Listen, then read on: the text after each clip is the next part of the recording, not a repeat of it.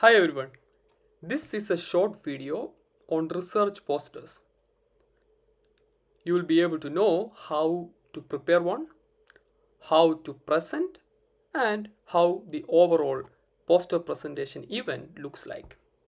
In this exhibition of research, you stand in front of your masterpiece, boom, the crowd gathers, and then you explain them your research work in a personalized fashion.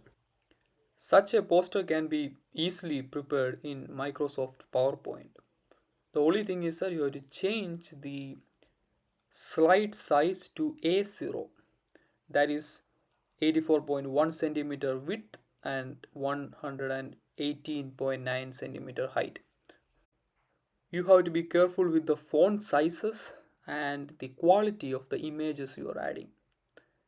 It should be pretty much aligned with the size of your poster. You can also look for some templates from the university that will also help to make a good poster, and also try printing out and see whether everything matches.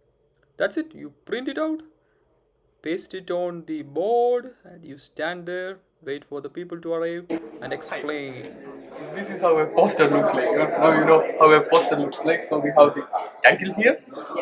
Then we usually put the name of the university and the authors list, and then give an introduction of what you are going to do or what about the material or something which you are studying. Then the experimental details can be put here. Then your results. So it is better to organize in this two parallel manner, with one side being general theory and the second side explaining your results. Also, it's very important that you have to give all the citations, all the references here, and make it so that you have less explanations and more of a figure.